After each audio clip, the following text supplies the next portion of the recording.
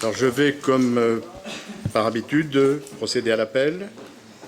Monique Baudry est absente et a donné son pouvoir à M. Charles Berdol. Merci.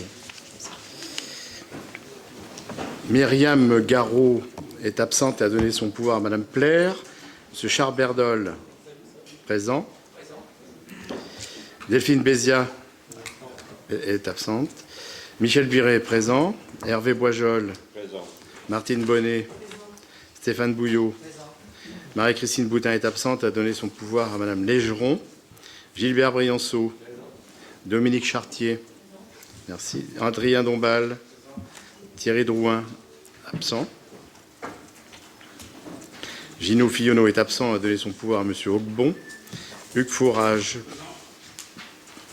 Leslie Gaillard. Présent. Bernard Garon. Présent. Hubert Gingue. Présent. Merci. Ludovic Augbon. Présent. Jean-Michel Lallaire, présent. Ghislaine Légeron. Présent. Jean-Paul Macor. Ariel Memeto est absente, a donné son pouvoir à M. Biret. Pierre-André Mettet, présent. Et il a le pouvoir de Mme Roussillon. Philippe Mignet. Présent. Annette Moreton est absente et a donné son pouvoir à Mme Bonnet. Michel Naudet, absent. Jean-Pierre Pétorin. Présent. Claudine Plaire. Présent. Christelle Roussillon est absente et a donné son pouvoir à M. Mettet. Christelle Trudeau. Présent. Sébastien Verdon. Présent. Et Isabelle Villemot est absente et a donné son pouvoir à M. Fourage.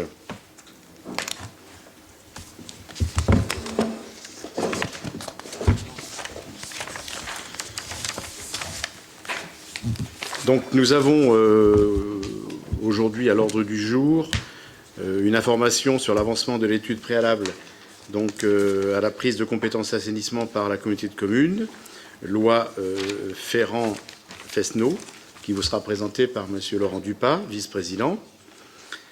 Ensuite, nous avons un rapport concernant la communauté de communes du pays de Fontenay-Vendée, rapport annuel d'activité 2017.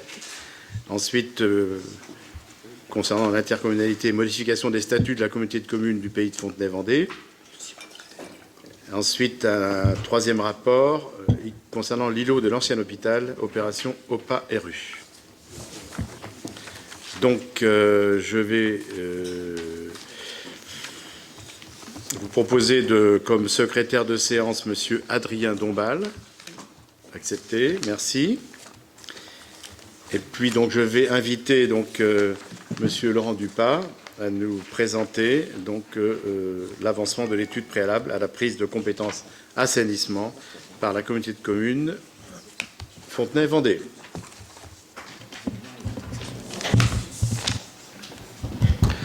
Donc, monsieur le maire, merci tout d'abord de m'accueillir. Le but de la présentation de ce soir, c'est de vous présenter l'avancement et de pouvoir aussi vous entendre et noter vos questions.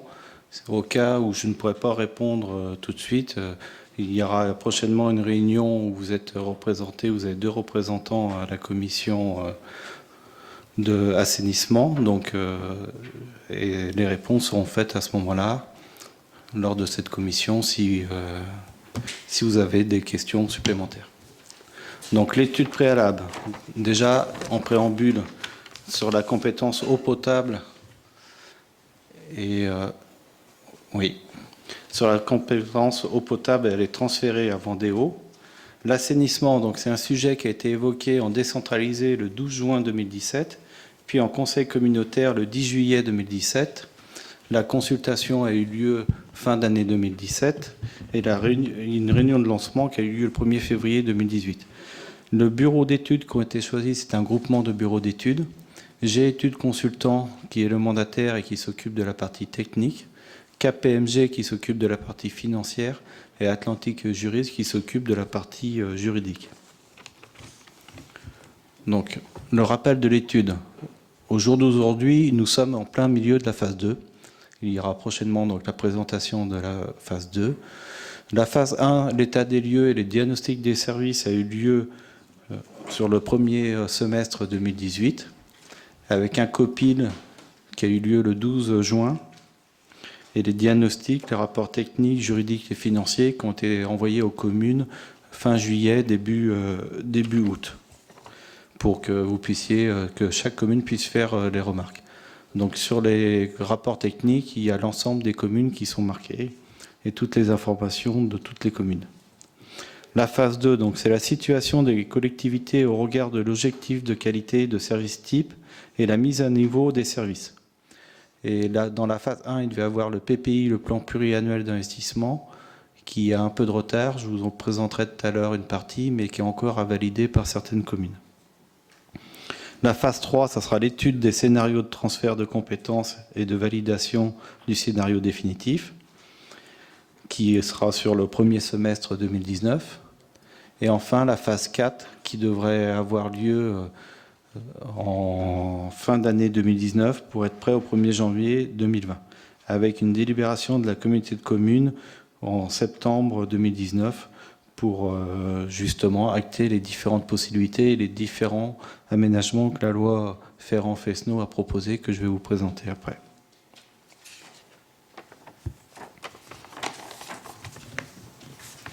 Alors cette carte-là permet de visualiser l'ensemble de la communauté de communes. Donc sur la communauté de communes, 17 communes en bleu sont en contrat d'affermage avec 2 délégataires différents.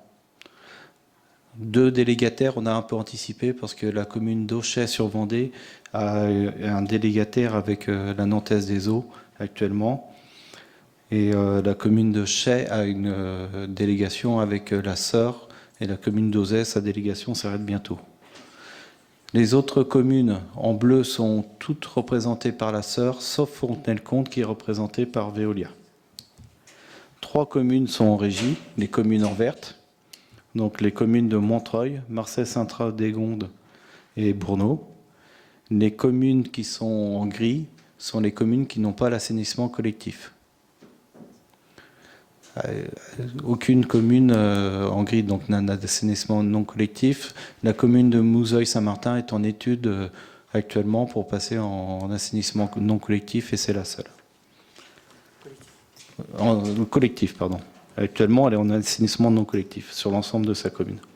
Donc le service d'assainissement collectif représente à l'échelle de la Comcom 12 400 abonnés.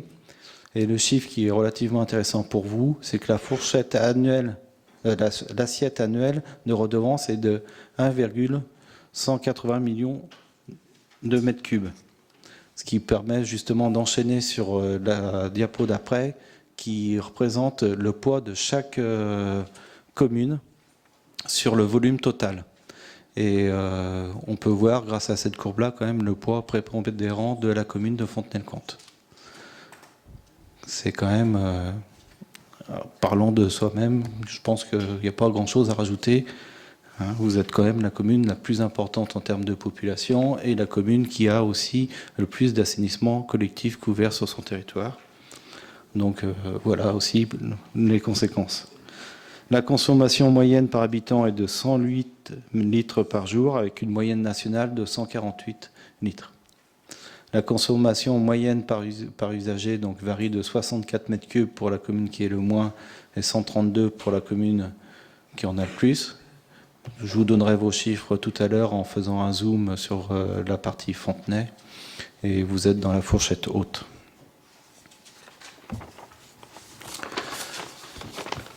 Cette analyse des contrats permet de voir à quel terme arrivent les contrats.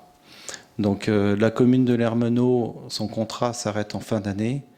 Elle est déjà en contact avec la communauté de communes pour passer un contrat de 2 ans, renouvelable de 2 ans supplémentaires, suivant la prise de compétences, justement.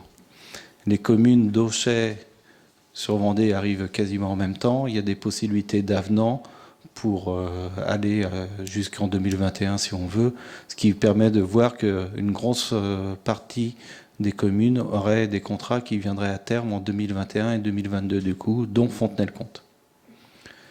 L'idée c'est de réfléchir aussi à un groupement pour la communauté de communes, voir ce qui est le plus intéressant en termes de convergence de gestion derrière.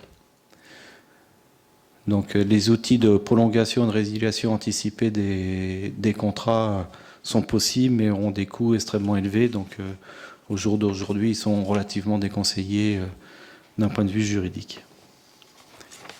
En termes de tarifs, donc là, ce qui vous est présenté, c'est l'ensemble des communes qui ont l'assainissement collectif.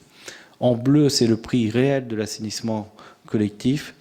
Et en vert, c'est le prix corrigé de l'assainissement collectif, qui sont tous les deux regroupés avec une barre moyenne. En bleu, pour l'assainissement, le prix réel que vous faites, et le prix corrigé, c'est la ligne orange. Le supplément s'explique parce que certains services ne sont pas forcément comptés dans les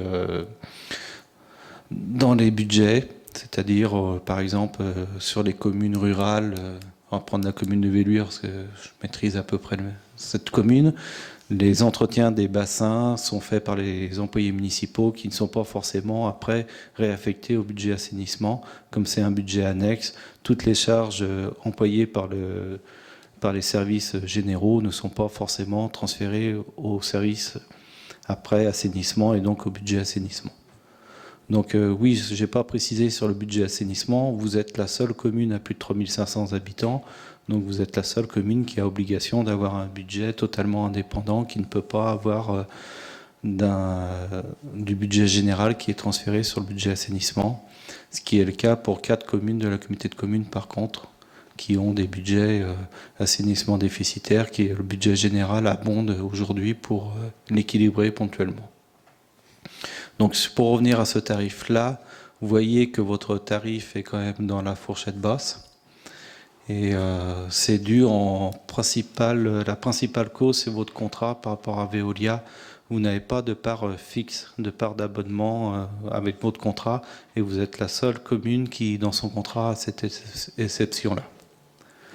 La commune d'Auzay a un tarif plus bas que vous, mais ils ont des gros travaux à venir, donc ce tarif évoluera.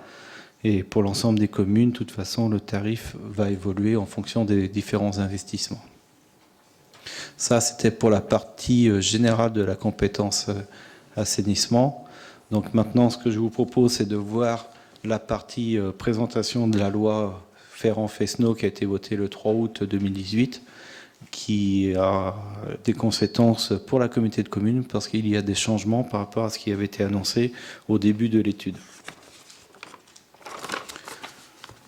Donc, pour les apports de la loi, pour la communauté de communes, devra mettre en œuvre le transfert obligatoire au 1er janvier 2020 de la compétence assainissement. C'est ce qui était prévu avant. Et là, à titre exceptionnel, la loi a mis en place un mécanisme de minorité de blocage pour les communes qui souhaitent différer le transfert des compétences et ou assainissement jusqu'au 1er janvier 2020. Donc, 2026, pardon. Donc là, vous avez l'article de loi en dessous. Donc, comme on m'a demandé de faire court, je vous passe l'article de loi et je ne pense pas que ça vous... On va l'expliquer plutôt en général. Donc pour le cas de la communauté de communes, oui. La compétence eau est déjà exercée à titre optionnel. Les compétences des missions relatives à l'ANC, l'assainissement non collectif, à titre facultatif. La compétence eau n'est donc pas reportable, puisqu'elle est déjà en compétence de la communauté de communes. Le report est possible de la compétence assainissement. Les volets assainissement collectif et eau pluviale sont conservés par les communes en cas de report, et la communauté de communes poursuit l'exercice de l'assainissement non collectif, et le transfert intégral interviendra au 1er janvier 2026 dans ce cas-là. Les différentes conditions requises pour appliquer la minorité de blocage sont à peu près similaires au PLUI. Donc, c'est que la compétence ne doit pas être exercée par la communauté de communes et qu'au moins 25% des communes représentant au moins 20% de la population doivent délibérer dans ce sens. Et le vote doit avoir lieu avant le 1er juillet 2019. C'est aussi pour ça que je souhaitais vous présenter ça dans tous les conseils municipaux, c'est que vous puissiez avoir l'info avant et que ça soit fait en toute transparence et que ça soit clair pour tout le monde. Les autres apports de la loi sont sur le bloc de compétences assainissement. Donc la compétence assainissement regroupait jusqu'alors 3 volets qui étaient obligatoires: l'assainissement non collectif, l'assainissement collectif et la gestion des eaux pluviales. Avec la loi Ferrand-Fesneau, donc la compétence non sécable de ce bloc avant et depuis ce vote est devenu SECAM. Donc la communauté de communes devait exercer normalement au plus tard au 1er janvier 2020 les 3 compétences.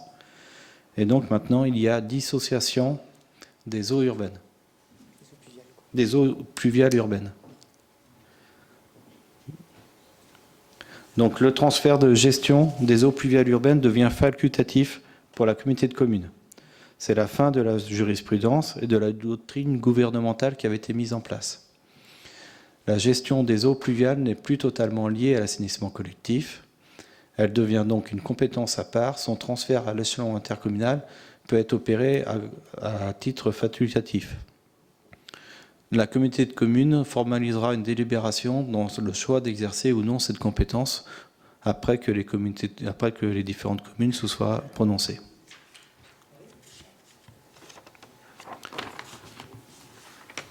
Les autres apports de la loi sur les eaux pluviales, c'était aussi sur la définition des eaux pluviales. Donc les eaux pluviales urbaines correspondent à la collecte, au transport et au stockage et au traitement pluvial des aires urbaines. Les zones urbaines s'étendent sur les communes urbanisées et urbanisées, c'est-à-dire sur les communes classées en U et AU. Donc ça, c'est pour les communes qui ont un PLU, donc Fontenay, il n'y a aucun problème. Et l'autre partie, c'est pour les communes qui n'ont pas de PLU, donc pour vous, ça ne vous concerne pas. Ça, c'était la partie globale de la loi. Donc maintenant, ce que je vous propose, c'est de faire un petit zoom sur la partie Fontenay-le-Comte, avec quelques données sur Fontenay-le-Comte, qui se retrouveront toutes quasiment dans le rapport qui vous a été transmis. Donc sur la présentation, vous allez voir qu'un astérix correspond aux documents qui sont dans notre rapport G-études, avec les pages à chaque fois, afin que vous puissiez vous y repérer si vous avez envie de vous y retourner. Donc sur les caractéristiques. Donc vous avez une steppe à la plaine des Sports qui date de 1990. La population desservie, c'est 14 317 habitants. Le nombre d'abonnements en 2017 est de 7 284, une augmentation de 1,4% par rapport à 2016. Et sur l'assainissement non collectif, il est de 380 foyers. Pour vous montrer quand même le poids de l'assainissement collectif sur Fontenay. Les volumes facturés, c'était le diagramme que je vous avais présenté tout à l'heure, donc 736 205 m3 en 2017. La consommation moyenne par abonné sur Fontenay est de 101 m3, alors que sur l'ensemble du territoire, elle est de 89 m3, donc vous êtes quand même au-dessus. Et bon, après, ça s'explique par le fait que vous avez quand même de l'industrie qui est sur Fontenay et qui font monter quand même les consommations. 736 000, c'est le nombre de mètres cubes facturés en 2017. Facturés. Les caractéristiques de l'ouvrage. Donc votre ouvrage, votre STEP a été construite pour un équivalent habitant de 28 330 équivalents. Il y a 16 postes de relèvement, 9 déversoirs d'orage, 6 trop-pleins sur poste. Et après, ce sont les différents arrêtés qui vous permettent de rejeter, avec une réactualisation qui a été faite, arrêtée en cours en 2017. Après, sur le réseau.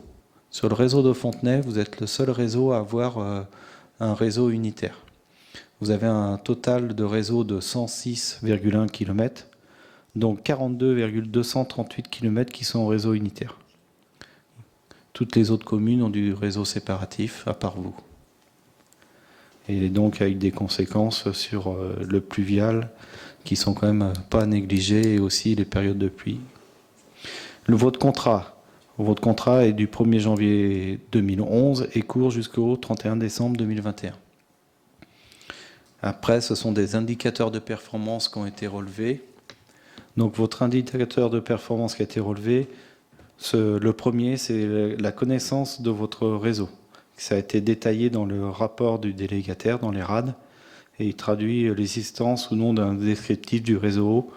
Et il est noté sur 120. La moyenne sur le territoire est de 36 et vous êtes à 29. tous vos équipements sont en conformité, et aussi bien en performance que conformité d'équipement. Après, les eaux parasites, vous êtes à 35%, vous êtes dans la fourchette basse. Charge organique, vous êtes à 33%. Donc avec une step, il n'y a aucun problème. Le tableau qui va vous être présenté, donc après, est quand même, bon, il est assez dense. Il est quand même à valider, entre guillemets. C'est un PPI prévisionnel et qui est à valider pour certaines communes, dont vous, parce que G-Études vous s'est rapproché des services pour essayer d'avoir au maximum une prévision d'investissement sur 10 ans. Donc, comme vous pouvez le voir, sur 2018, 2019, 2020, l'ensemble des communes a prévu des investissements, quasiment. Et après, ce qui est prévu, c'est de prévoir du renouvellement de réseau dès 2021, de prévoir 1% de renouvellement de réseau sur l'ensemble des communes.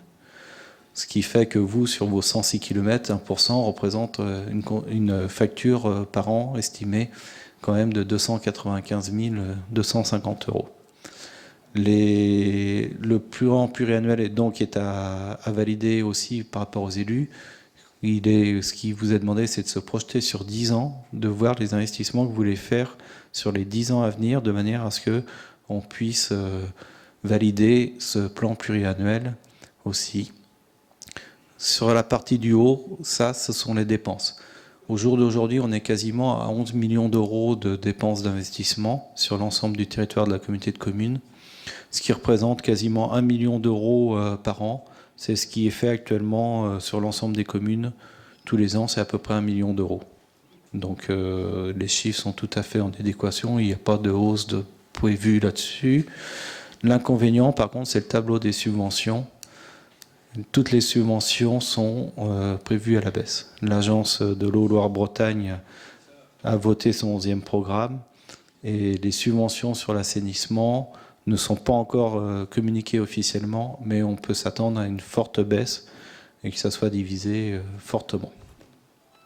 Donc vous pouvez voir qu'en plus que sur les investissements qui sont prévus, seuls les investissements structurants sont prévus d'être subventionnés. Les subventions de réseau, tout ça n'existe pas. Donc ça veut dire que tout ce qui est renouvellement de réseau ne sera pas subventionné. Donc voilà pour la présentation. Après, cette partie maintenant, c'est plus pour répondre à vos questions si vous en avez. Et je suis à peu près dans les temps pour l'instant.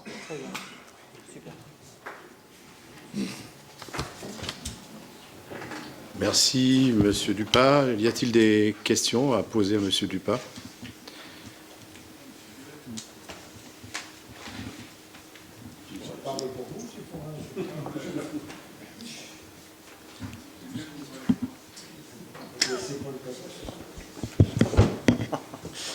Madame Chartier?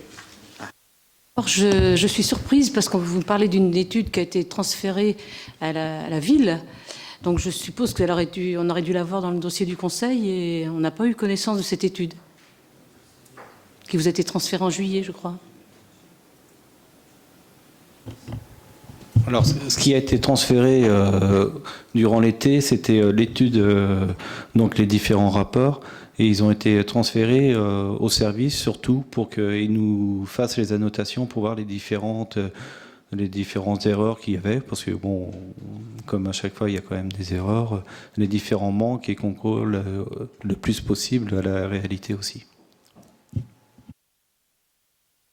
Je sais pas, il me semble que ça aurait été normal qu'on ait eu connaissance de cette étude, des éléments. Ça nous aurait permis de réfléchir un peu en amont, ça aurait été un peu mieux, quoi. L'étude, elle était là pour définir le linéaire, les diamètres des différentes sections, etc. Donc ça n'apporte pas grand-chose au niveau des conseillers, quoi. Si? Vous voulez changer le diamètre? J'en sais rien, peut-être. Non, mais définir... C'est un état des lieux. Hein. C'est l'état des lieux. C'est vérifier les chiffres de l'état des lieux de l'assainissement collectif sur Fontenay. Donc c'était totalement des données techniques. Mais je pense que M. Dupas ne refusera pas de les communiquer à Mme Chartier. Si le maire de Fontenay le souhaite, il n'y a aucun problème. Oui, oui, oui. Pardon? Le président verra, c'est au président de décider, c'est pas au maire. Ah oui, au niveau de la communauté de communes. Je vous rappelle que, enfin, verra, bon, oui. soit on vous écrit officiellement et on a le droit à obtenir les documents, mais bon, on va peut-être éviter de s'envoyer des courriers constamment. Oui, je pense que c'est pas forcément la meilleure des solutions. On peut le faire, comme vous le souhaitez, une dimension courtoise et aimable. Tout à fait. Donc, il y a un droit des conseillers à avoir les informations. Donc, ce droit-là, y compris technique, je veux dire qu'effectivement, une décision politique, si elle n'est pas basée sur quelques éléments techniques, parfois elle peut être désincarnée, ou on peut être effectivement à côté de la plaque. Et donc, on souhaite avoir ces éléments. Ça me paraît tout à fait logique et normal. Et ça fait partie des choses habituelles. Voilà. Je crois qu'il y a méprise. Il ne s'agit pas de délibérer ce soir. Nous avons une information présentée par la communauté. Vous inquiétez pas, on a bien compris qu'on ne délibérait pas. Oui. Donc c'est justement... Et donc nous sommes puisqu'on est en dans des amont dans le dossiers tuyau... d'études qui n'ont pas juridiquement le caractère communicable.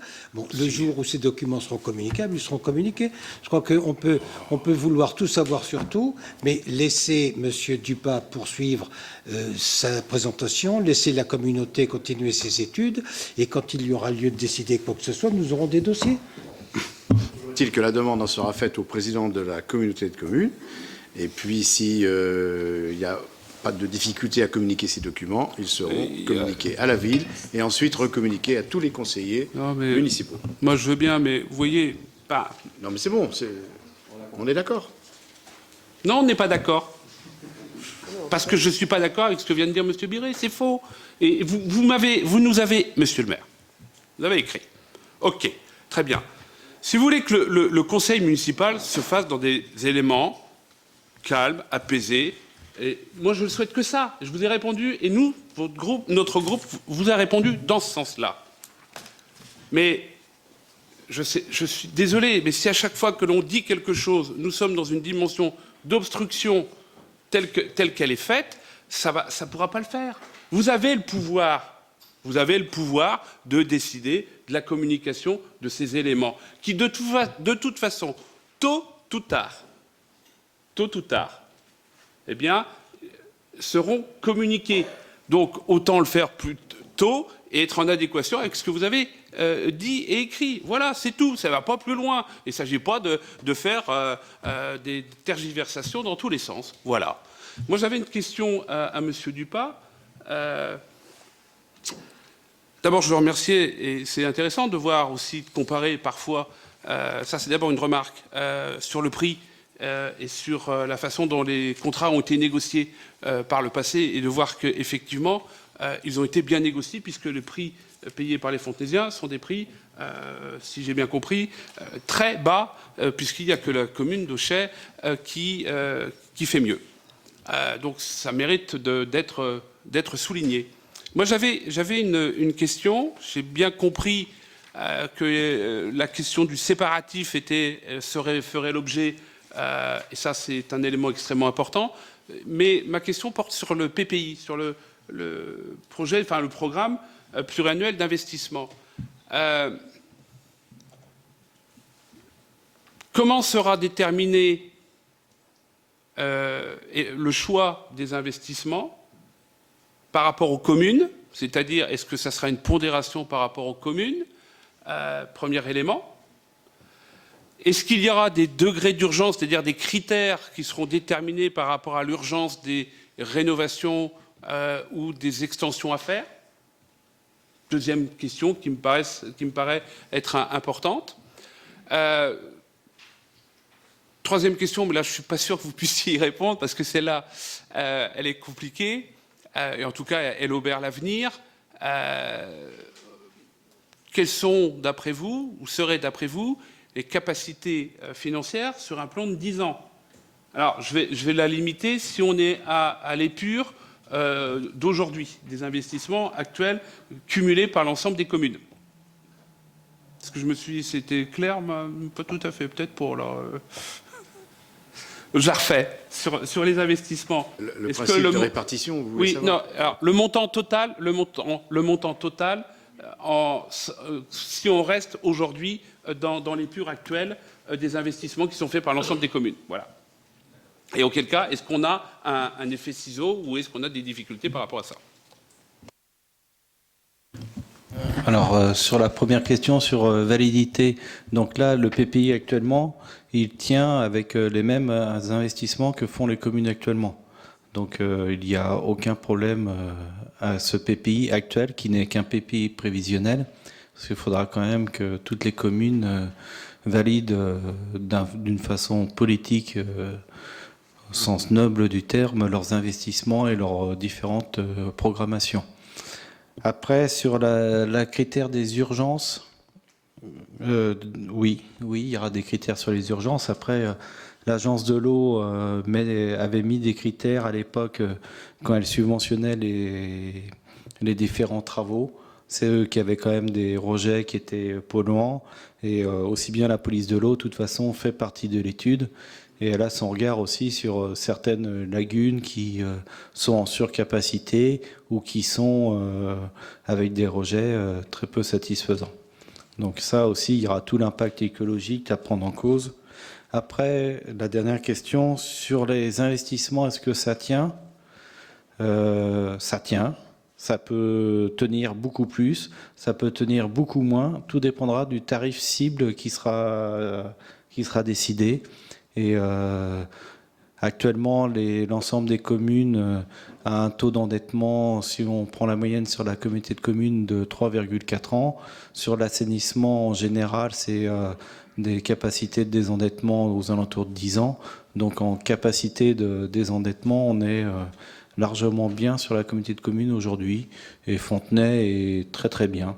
Elle fait partie des communes qui ont une très très bonne capacité d'investissement et aussi je vois M. Piré qui acquiesce. Oui. Nous sommes tous les deux d'accord là-dessus. C'est vrai que vous avez une capacité au jour d'aujourd'hui de faire des investissements bien plus supérieurs qui se passe actuellement. Mais après, le choix du tarif sera aussi une validation d'élus pour tout dépend du PPI, du niveau de service. Donc ça, c'est vraiment la deuxième partie de l'étude, le niveau de service aussi qui est exigé. Parce que là, il a été programmé 1% de renouvellement de réseau. Il faut aussi prendre en compte que toutes les communes, tous les contrats de délégation n'ont pas de contrôle de tests de fumée, n'ont pas d'inspection télévisée. Donc il y a tout ça aussi à prendre en compte et savoir comment on veut harmoniser ce service-là.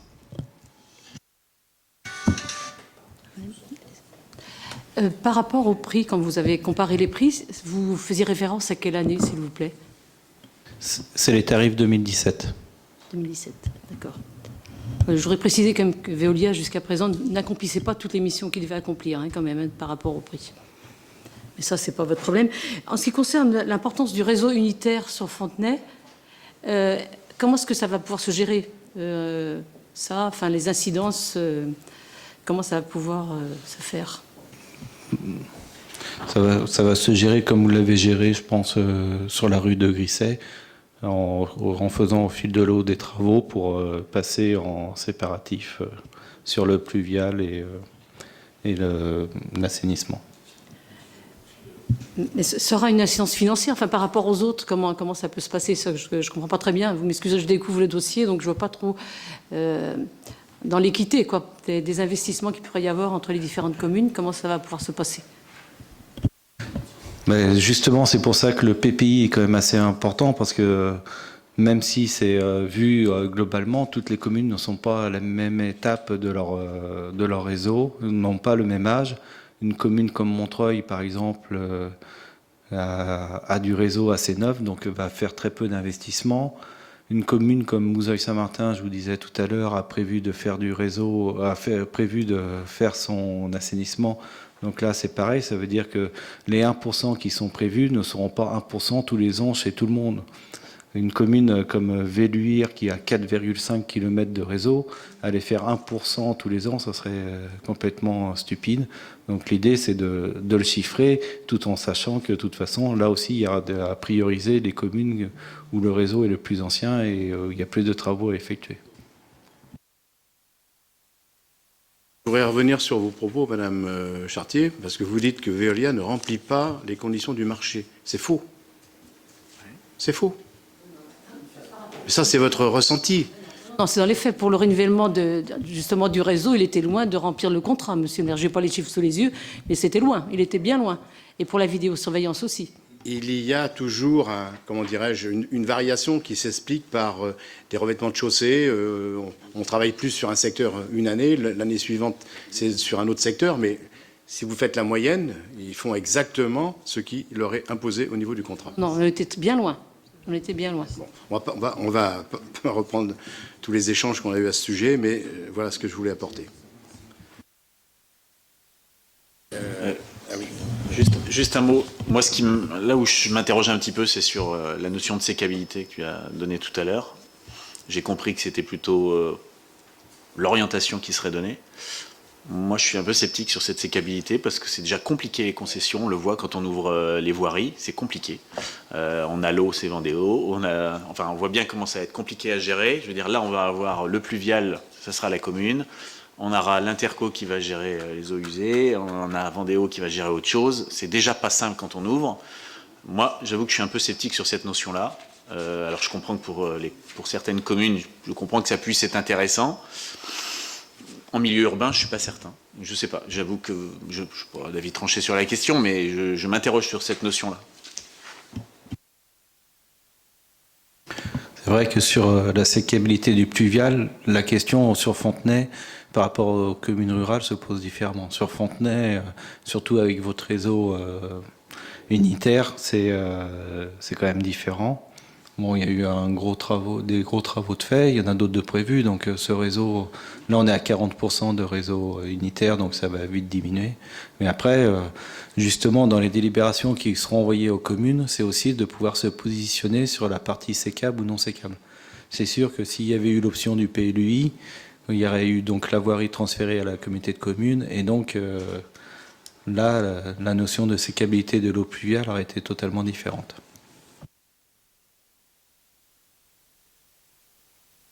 Question. Donc, je vais remercier au nom de tous ici, donc Monsieur Dupas, de ces explications qui avaient déjà été fournies effectivement aux conseillers communautaires. Et donc là, il était important que l'ensemble des conseillers soient informés donc de toutes ces données. Voilà.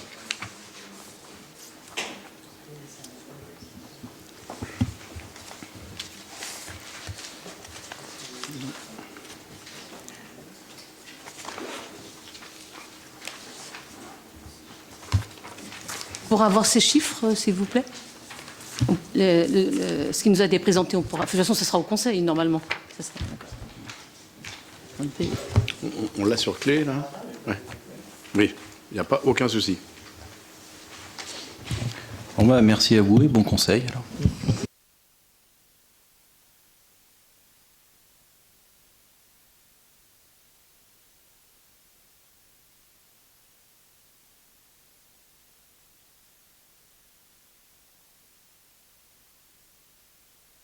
Avant de commencer la lecture du second rapport, en fonction de ce qui a déjà été un petit peu annoncé, là, je voudrais donner une information et je précise que celle-ci n'entraînera pas de débat. Alors donc, moi, je veux revenir quelques instants sur les propos qui ont été tenus par certains membres de votre groupe en fin du dernier conseil municipal, visant à mettre en exergue un manquement aux règles élémentaires de comportement et de politesse des conseillers municipaux, voire des collaborateurs qui m'accompagnent. À la suite de ces interventions, un courrier a été adressé à M. Fourage en date du 25 septembre 2018, courrier qui, d'ailleurs, vous a été relayé. Dans ce courrier, je précisais que je serais très vigilant à ce que l'ensemble des élus de ce Conseil soient plus respectueux du bon fonctionnement de nos instances. Vous avez à souhaiter apporter une réponse à ce courrier en date du 10 octobre dernier, courrier dont j'ai pris connaissance avec la plus grande attention et dont le contenu a été relayé auprès des conseillers de la majorité. Afin de ne pas rentrer dans un jeu de polémique, je n'apporterai pas de réponse à ce courrier, autre que ces quelques mots ce soir. Cependant, comme annoncé lors du dernier Conseil, nous apporterons quelques modifications au contenu du règlement intérieur du Conseil municipal, de manière à améliorer son fonctionnement. À présent, nous pouvons travailler en ce Conseil municipal de manière paisible malgré les désaccords qui pourraient naître sur les décisions à prendre. Voilà. Merci de votre attention.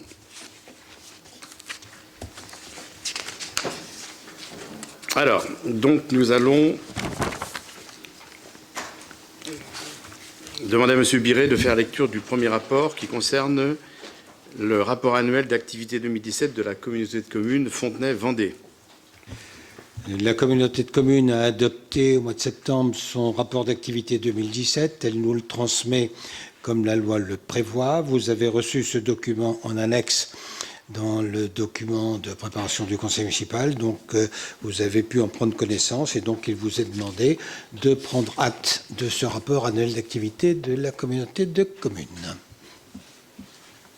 Y a-t-il des observations sur ce rapport d'activité? Madame.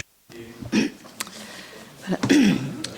Donc, comme le prouve d'ailleurs la réaction de M. Biret, puisque le rapport n'est pas fait pour l'Assemblée ni pour les Fontenaisiens. Donc, je souhaiterais en fait que, compte tenu de l'éloignement des électeurs de cette structure qui décide des grandes orientations de nos conditions de vie, une rencontre annuelle avec l'ensemble des habitants de la communauté est indispensable pour expliquer le choix des grands projets avec un large temps de débat.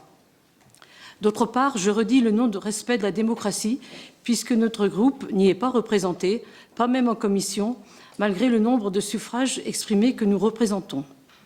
Et à travers les comptes rendus des réunions fournies à l'occasion de ce Conseil, il est possible de constater l'absentéisme des représentants de la ville. D'autre part, ce rapport semble décalé compte tenu de sa date de présentation en cette fin d'année. On a du mal à savoir, enfin ça fait vraiment presque 2 ans après, ça fait drôle, quoi. Je me réjouis de l'arrivée d'une deuxième femme, première vice-présidente au niveau du bureau de la communauté de communes, mais seulement 2 femmes pour 10 hommes, c'est quand même très peu. Quelques remarques et interrogations. Donc le budget de fonctionnement et d'investissement confondu, ça fait 36 millions. Sur la base des 9,7 millions d'investissements, 70% des dépenses d'investissement sont liées à des opérations économiques ou touristiques et 11,8% au remboursement de la dette. La piscine, 1,2 million de fonctionnement et 642 000 d'investissement. La communauté de communes dépense 501 € par habitant, 158 € pour les activités économiques et touristiques et 56 pour les équipements culturels, sportifs et de jeunesse. En ce qui concerne les dépenses en direction de l'économie, même si on sait que les effets ne sont pas immédiats, peut-on savoir le nombre d'emplois créés sur la communauté de communes en 2017? Et quels investissements ont été faits en direction de la culture? Dans le domaine du tourisme, l'analyse du tableau des nuitées montre le dynamisme de certaines communes rurales, comme Vouvant et Mervent, 11 000 nuitées à peu près pour chacune et 27 000 pour Fontenay. Mais la taxe perçue est de 12 000 € pour Fontenay et 2 800 pour chacune des communes rurales. Je ne comprends pas très bien pourquoi ce n'est pas au prorata. En ce qui concerne le projet de territoire, j'ai trouvé 2 coquilles vides. En ce qui concerne la mobilité, terme de référence dans le contrat de ruralité avec l'État de 2017 à 2020, repris dans le projet métropolitain, rien de concret alors que les habitants du pays sont très touchés par l'augmentation du carburant. Effet d'annonce aussi sur le volet environnement, transition énergétique avec le plan climat, air et énergie, PCAET, qui a pour objectif de diviser les émissions de gaz à effet de serre par 4 d'ici 2050, ainsi que d'adapter le territoire au changement climatique. Le projet de territoire devrait définir un plan d'action à court, moyen et long terme pour le territoire en permettant d'étudier globalement les évolutions à venir. Mais ce plan ne semble pas exister. J'ai 2 questions. Donc, quelle est la réalité de la politique culturelle en 2017 et quand va-t-on mettre en place un plan climat, air, énergie territorial dont l'ambition devrait être la référence de tous les investissements décidés actuellement, sachant que les dernières études du GIEC, pour limiter les effets du réchauffement climatique à 1,5 degré, il faudrait réduire les gaz à effet de serre de 45% d'ici 2030. Va-t-on continuer à faire l'autruche? Vous devez vous-même voir quels sont les investissements décidés aujourd'hui, particulièrement polluants, complètement décalés par rapport à cette réalité. Voyez-vous ce qui arrive à nos concitoyens de l'Aude? La destruction, la mort. Mais nous pouvons et nous devons agir maintenant en y mettant toute notre énergie et notre conviction. Merci. Concernant le PCAET, je demande à M. Bouillot, qui en est responsable, de vous répondre. Oui, comité de communes. Le PCAET, c'est une obligation pour les comités de communes, en tout cas Pays de Fontenay-Vendée, de plus de 20 000 habitants, je crois. Au 1er janvier 2020, il sera obligatoire. On travaille déjà dessus, on a déjà fait des réunions. On en parle dans le projet de territoire. Dans le projet de territoire, il y a 2 parties, schéma de développement économique, et il y a le PCAET. Donc, on est vraiment en train de travailler dessus. Déjà hier soir, on était dessus. Le PCAET, l'étude commence en janvier 2019, donc très bientôt. Toutes les études sur l'état des lieux, de ce qui se fait, de ce qui se fait pas, au niveau mobilité, au niveau énergie renouvelable, au niveau absolument à tous les niveaux. Ensuite, il y aura une consultation de tous les élus, une consultation de toutes les associations. Dans le PCAET, c'est obligatoire de consulter et les entreprises, et les habitants, et les associations, et les élus, dans le désordre. Mais tous les habitants du territoire sont consultés dans le cadre du PCAET. Donc on travaille dessus. Le projet de territoire, plusieurs pourront en parler ici. Il y a plusieurs élus qui sont impliqués dans le projet de territoire. On n'a pas oublié le volet climat, loin de là, et de toute façon c'est obligatoire. Donc la mobilité n'est absolument pas oubliée. Ça n'a pas été la priorité jusqu'à présent quand même, hein, puisque c'était en 2017, c'est mentionné, mais il n'y avait rien dedans. Oui. Pour ce que j'ai compris de vos questions, Madame, sur la représentativité, la communauté de communes, c'est la loi qui organise la représentativité des communes au sein du conseil communautaire. Donc vous n'êtes pas dedans parce que la loi et le calcul qui a été fait en application de la loi et des résultats des élections ne vous permettez pas d'avoir un siège. Donc tant que la loi n'est pas modifiée, c'est comme ça et c'est pas en notre pouvoir.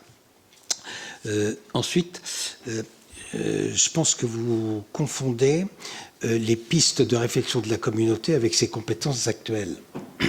Parce que quand vous parlez de la culture, quand vous parlez de la mobilité, c'est vrai que la communauté engage une réflexion dans le cadre de son schéma de territoire parce qu'elle a lancé cette réflexion, même si elle n'est pas compétente pour les sujets à traiter.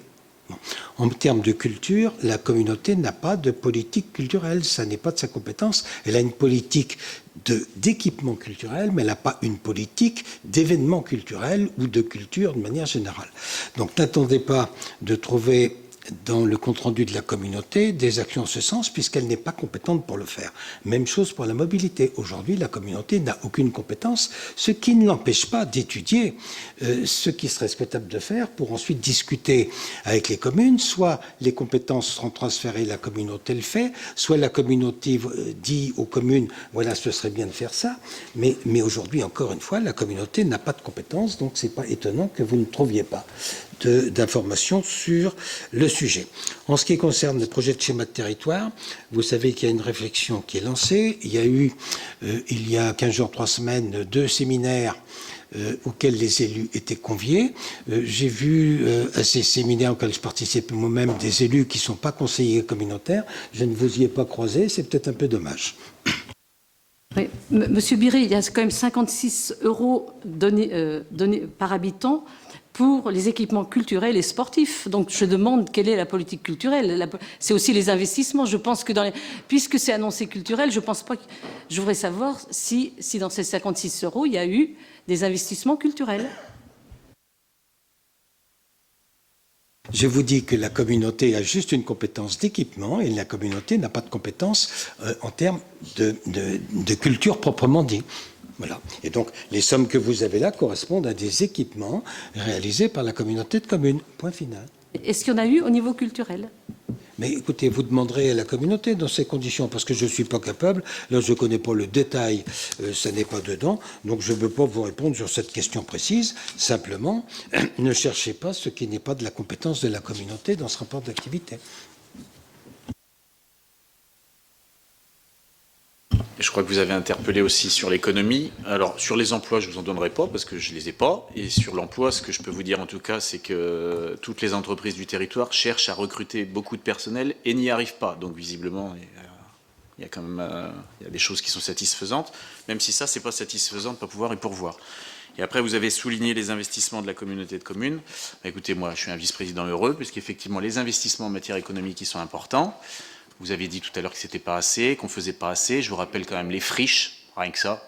ça devriez être satisfaite. Les friches, les friches industrielles, vous voyez, c'est pas un projet qui date d'aujourd'hui, c'est un projet qu'on a fait, 4,5 millions. C'est le plus gros projet économique que la communauté de communes a fait. Vous voyez, c'est un beau projet.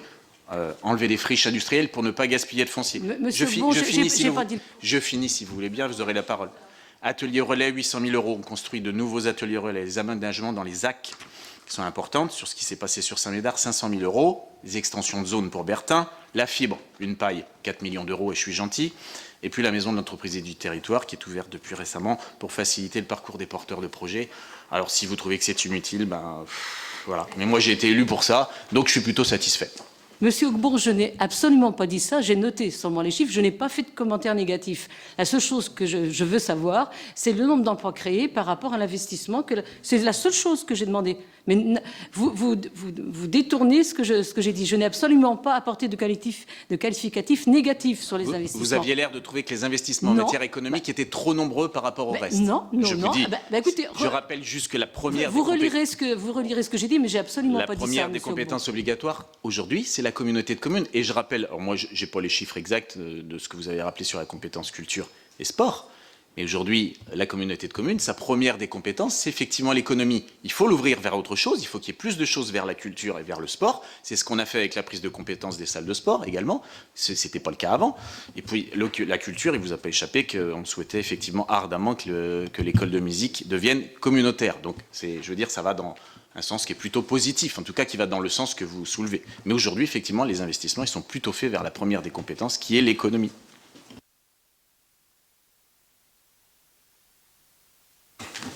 Y a-t-il d'autres observations? Donc nous allons passer au vote. Qui est contre? Pardon. Je vous invite à prendre acte. Vous avez raison. Ensuite, rapport numéro 2. Donc, modification des statuts de la communauté de communes du pays de Fontenay-Vendée. Alors, dans le cadre de compétences facultatives supplémentaires, les communes peuvent librement transférer d'autres compétences à la communauté de communes. Les compétences des communes procèdent directement de la clause de compétence générale. Une commune est compétente sur l'ensemble des affaires d'intérêt communal. C'est ce qui est noté à l'article L. 2121-29 du CGCT. Dans le cadre de la loi numéro 2015-991 du 7 août 2015 portant nouvelle organisation territoriale de la République, loi NOTRe, les élus des communautés de communes du pays de l'Ermenau et du pays de Fontenay-le-Comte se sont réunis à de nombreuses reprises pour préparer la fusion des deux communautés au 1er janvier 2017. Les dispositions de l'article L. 5211-41-3 du Code général des collectivités territoriales prévoient qu'en cas de fusion de PCI à fiscalité propre, la communauté issue de la fusion exerce l'intégralité des compétences dont sont dotés les établissements publics de coopération intercommunale qui fusionnent sur l'ensemble de son périmètre. Un travail d'harmonisation des statuts des communautés a donc été conduit en parallèle pour chacune des communautés. Par délibération communautaire du numéro 14 du 22 mai 2017 sur l'étude de faisabilité de prise de compétences des accueils de loisirs et extrascolaires et du mercredi en période scolaire, il avait été décidé notamment ce qui suit.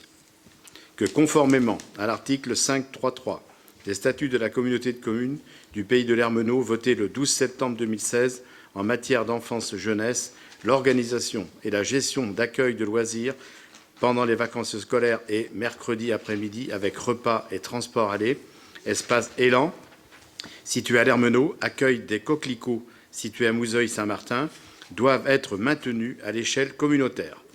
Acte que l'étude de faisabilité de prise de compétences des accueils de loisirs extrascolaires et du mercredi en période scolaire est officielle à partir de ce jour. Dit que la commission Enfance, Jeunesse, Culture du pays de Fontenay-Vendée sera chargée de cette étude. Indique que dans ce cadre, les membres de la commission Enfance, Jeunesse, Culture seront susceptibles de demander des informations aux gestionnaires et aux organisateurs concernant leur accueil de loisirs. La commission Enfance, Jeunesse, Culture du pays de Fontenay-Vendée a donc procédé à l'examen des conditions de cette prise de compétence étendue aux 6 autres accueil de loisirs existants gérés par des collectivités sur le territoire. Ces conclusions ont amené à proposer au Conseil communautaire la modification des statuts de la communauté de communes du pays de Fontenay-Vendée en modifiant la compétence enfance-jeunesse au titre des compétences facultatives supplémentaires à compter du 1er janvier 2019. Cette modification des statuts a fait l'objet d'une délibération adoptée lors du Conseil communautaire en date du 9 juillet et notifiée au maire de Fontenay-le-Comte le 19 juillet 2018. En outre, la loi NOTRe prévoit également en son article 64 pour les communautés de communes que la compétence eau devienne optionnelle au 1er janvier 2018, puis obligatoire au 1er janvier 2020, afin de se conformer aux prescriptions de la loi NOTRe et de procéder au transfert de la compétence en matière d'eau par anticipation dès le 1er janvier 2018 et Vendéo ayant par ailleurs délibéré le 16 mars 2016 sur le transfert de la compétence production d'eau potable des syndicats intercommunaux d'alimentation en eau potable, SIAP, à son profit et sur la fusion des SIAP au 31 décembre 2017, ainsi que sur un projet de statut révisé au 1er janvier 2018, incluant la communauté de communes Pays de Fontenay-Vendée.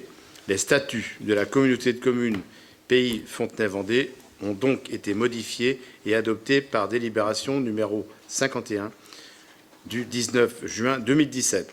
Il convient de réécrire les statuts de la communauté de communes du Pays de Fontenay-Vendée, conformément à la demande des services préfectoraux, suite au transfert au 1er janvier 2018 des compétences GEMAPI et eau, telles que prévues par les dispositions de la loi NOTRe. Il en résulte que la compétence 5.3.10 doit être nouvellement intitulée « Gestion des ressources aquatiques » en y intégrant le 12e de l'article L. 211-7 du Code de l'environnement, considérant que le syndicat mixte Vendée-Sèvres-Authise détient cette compétence dans ses propres statuts et que ce syndicat n'ayant pas à la carte, il exerce donc ses compétences pour le compte de ses membres qui ne peuvent les transférer au syndicat que s'ils les détiennent eux-mêmes. Les projets des nouveaux statuts de la communauté de communes de Fontenay-Vendée vous est transmis en annexe de cette note explicative de synthèse. Donc, il est proposé au Conseil municipal d'approuver en ces termes la délibération suivante. Donc, je ne vais pas vous refaire lecture de la totalité de tout ça, et seulement vous préciser que est rajouté à cette délibération un vu qui est le courrier du président de la communauté de communes du Pays de Fontenay-Vendée en date du 15 octobre donc 2018, qui définit les conditions de ce transfert à l'horizon 2019.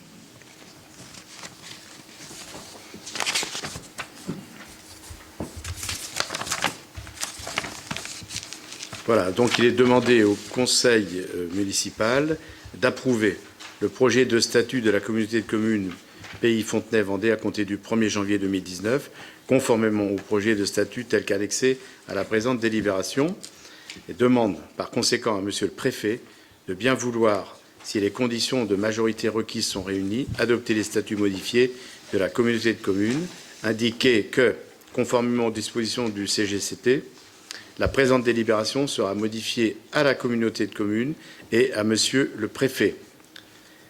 Dit que Monsieur le maire est chargé de l'exécution de la présente délibération en tant que de besoin. Voilà. Y a-t-il des observations ? Oui, cette modification des statuts est l'occasion de les revisiter et de les questionner. Au niveau du point 5.3.7, en matière d'insertion socio-professionnelle, pourquoi se limite-t-on aux jeunes ? Nous avons tous en tête ces 3 millions que la ville assume seule pour la rénovation des halles. Même si le bilan au niveau touristique est très faible, augmentation de la fréquentation la veille et le jour du Tour de France, nous espérons avoir des retombées économiques du passage du Tour. Mais pourquoi la participation de la communauté de communes n'a-t-elle été que de 16,7% du déficit pris en charge par la ville ? Déficit qui ne tient pas compte ni de l'investissement énorme du personnel qui a travaillé jour et nuit et de la mise à disposition de cassins. Pourquoi une structure qui a un rôle fondamental pour le Sud-Venté, tant d'un point de vue économique, touristique et culturel, pourquoi cette structure n'est-elle pas transférée à la communauté de communes? Tout le monde bénéficie de ces services des tarifs préférentiels. Quand Cassin sera-t-il transféré à la communauté de communes? Qu'en est-il du transfert de compétences de l'école de musique? Mais M. Augmont m'a donné quelques espoirs, puisqu'il y a 4 élèves sur 10 qui sont en dehors de Fontenay. Certes, on a l'impression que la ville se dépouille, mais c'est la logique du mouvement engagé. Et donc, par rapport au point précis de ce soir, dans le dossier, j'ai pu voir qu'on envisageait une augmentation de participation des familles de 6%. Qu'en est-il? Vous parlez du centre de loisirs? Oui, des prochains tarifs. Alors, bon. Qu'est-ce que tu fais? Ah oui, vas-y. Oui. La communauté de communes n'a pour l'instant arrêté aucune grille tarifaire. Bon, donc il est bien difficile de comparer des tarifs qui n'existent pas avec des tarifs qui existent.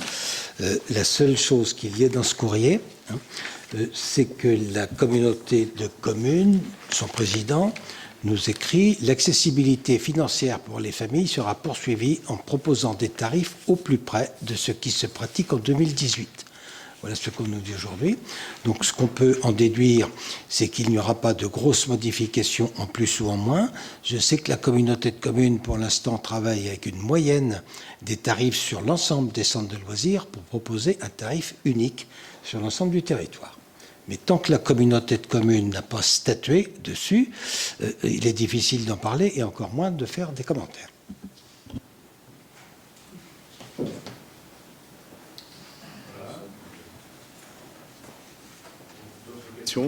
Monsieur Gingres. Oui, M. Béret vient de nous dire que, en d'autres termes, en exagérant à peine, ce qu'il nous a demandé ce soir, c'est un chèque en blanc à la communauté de communes. Financièrement, nous ne savons pas du tout, ville de Fontenay et habitants de Fontenay, ce que va nous coûter le fait de mettre nos centres de loisirs, mais même plus que ça, puisqu'il est question aussi de la maison de l'enfance, si je crois ce qui est écrit dans les statuts, et on n'en parle pas. C'est-à-dire que les statuts anticipent sur une réalité, et on ne voudra pas. Le relais d'assistante maternelle, bref, tout ce que Fontenay a construit au fil des années, tout ce que Fontenay a investi, y compris financièrement. Et la maison de l'enfance Pierre Brissot a coûté quelques sous. Quelques sous. Autrement dit, donc tout ça va partir à la communauté de communes. Et on a vu en commission finances que pour le moment, nous n'avons pas les moyens et la connaissance de ce que cela va nous coûter. C'est pour ça que je parle de chèque en blanc qu'on donne à la communauté de communes. Alors on pourrait croire qu'on vote le principe de regrouper cela, et puis après on verra. Mais on pourrait dire aussi que c'était dans la fusion des deux communautés de communes, celle de l'Ermenau et celle de Fontenay, dans la corbeille de mariage en quelque sorte. C'est-à-dire qu'on se mettait ensemble, mais que de toute façon, comme la communauté de communes de l'Ermenau avait cette compétence, eh bien, elle prend cette compétence-là qu'elle avait et elle la met dans la communauté de communes de Fontenay-le-Comte, qui existait auparavant et tous les autres, et on est chargé de se mettre au pas de ce qui a été fait là-bas. Avec quand même quelques questions qui se posent, un certain nombre de questions qui se posent, qu'on peut poser, qu'on en a parlé en commission finances, à savoir que il y a un transport que je sache qui existe et qui est pris en charge par la communauté de communes entre les centres de loisirs de l'Ermenau et de Mouzeuil, et nous, est-ce qu'on en avons? Je ne sais pas. Il est question de ça.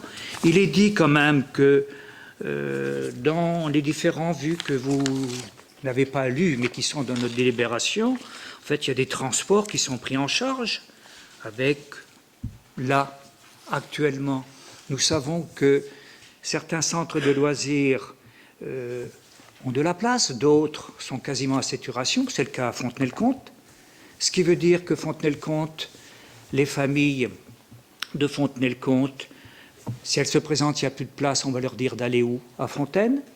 À Foussé-Perret?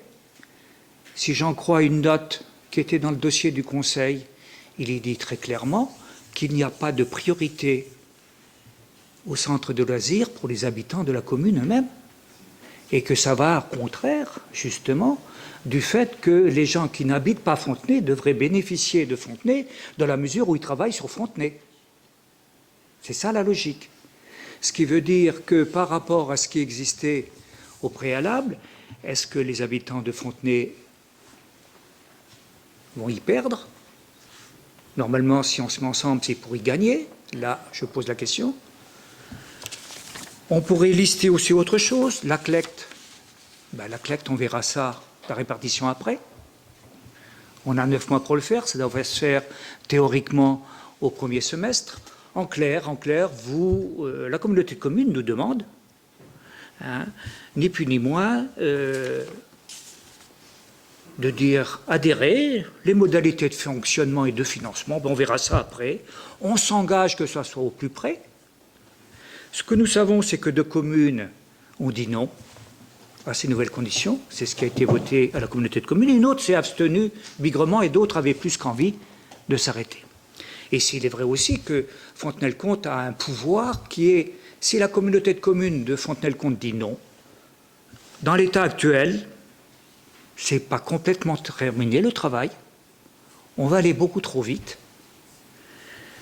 Et si elle dit non, automatiquement, elle peut automatiquement dire à la communauté de communes, on revoit la copie tous ensemble, et nous avons 3-4 mois avant la fin de l'année pour effectivement déblayer toutes ces questions financières, tout ce flou qui existe, dont nous avons parlé, M. Biret en commission finances, tant au niveau des répercussions financières de la ville, tant au niveau effectivement de l'inventaire, parce qu'au niveau immobilier, c'est quand même pas mal ce qu'il y a actuellement. Les éléments que l'on a, c'est que tout le patrimoine de la ville passerait comme ça au niveau de la communauté de communes. Mais on n'en sait pas plus. On n'en sait pas plus. Ah, vous en savez plus. Ah, bon, dites-nous alors.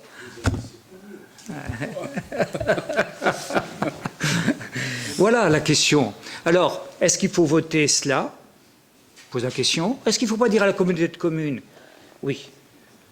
C'était un engagement dans le mariage qu'il y a eu entre les 2 communautés de communes, mais quand même, il faut regarder de plus près, il faut travailler un peu plus, et il ne faut pas forcément se laisser imposer ce qui existe à l'Hermenot, parce que ce n'est pas forcément adaptable partout, et qu'il faut aller plus loin dans la réflexion, et mieux mettre ça en harmonie, pour que tout le monde y trouve son compte, voire y trouve du bénéfice, sinon ça ne sert à rien.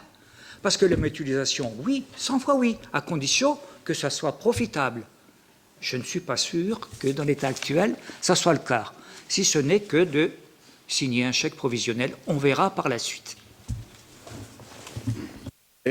Si vous me permettez de répondre, d'abord, je voudrais relever quelque chose qui me paraît être incohérent. Il y a 5 minutes, on nous disait pourquoi est-ce que la communauté de communes ne prend pas la compétence de ceci, ne prend pas la compétence de cela.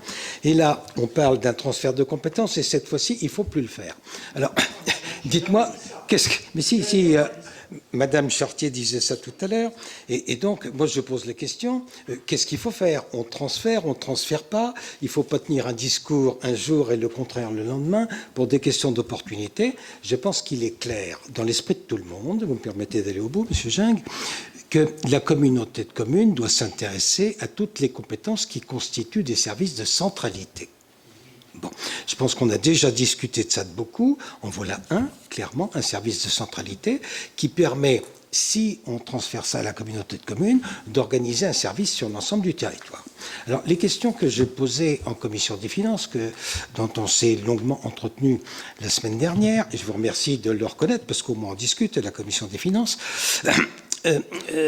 nous avons là des réponses, puisque je vous avais dit qu'on avait une réunion avec les gens de la communauté de communes jeudi. Ça a été examiné par le bureau de la communauté de communes hier soir, ce qui se traduit par ce courrier aujourd'hui. Je vous avais indiqué que c'était vraisemblablement le schéma probable. On nous dit quoi ? Première chose, vous avez sans doute mal lu, donc je vais décoder la rédaction. Suivant les travaux effectués par la commission enfance-jeunesse, compte tenu des échanges intervenus, je peux vous préciser qu'à partir de 2009, 2019. Chaque accueil de loisirs pourra maintenir ses spécificités caractéristiques aux besoins des usagers, telles que les modalités d'inscription. En termes clairs, ça veut dire que notre règlement des centres de loisirs, qui va être d'ailleurs, je vous l'avais indiqué, revisité au prochain conseil communautaire, va indiquer clairement qu'il y a une priorité aux Fontenaisiens sur les centres de loisirs de Fontenay. Pourquoi ce règlement intérieur n'est pas actuellement dans le dossier du Conseil? Parce que ce règlement intérieur, je vous le dis, nous allons le reproposer au prochain Conseil, mais l'engagement est pris. Mais d'ores et déjà, nous avons l'assurance que le règlement intérieur prévoyant la priorité aux Fontenaisiens sur les équipements de Fontenay, centre de loisirs et forum des jeunes, cette priorité sera maintenue, et de même que seront maintenues les autres priorités qu'il peut y avoir dans d'autres centres de loisirs. Je vous signale, M. Gingue, que les familles fontenaisiennes fréquentent aussi des centres de loisirs ailleurs, puisque nous avons des enfants dans tous les centres de loisirs, sauf celui de Fousset.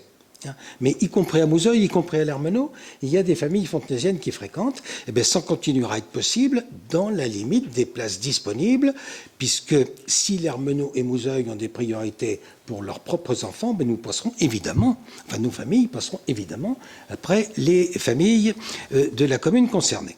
Donc voilà pour cette première question. Sur les tarifs, on vient d'en parler. Sur la répercussion sur les attributions de compensation, eh bien vous avez là, au 3e paragraphe, les clés de répartition des charges. Les accueils des loisirs ont fait l'objet d'une analyse de coût réel par heure d'accueil réalisée par enfant sur les années 2015, 2016, 2017. Ça, c'est ce que prévoit la loi, c'est-à-dire qu'on a fait les comptes et on fait une moyenne sur les 3 derniers exercices clos.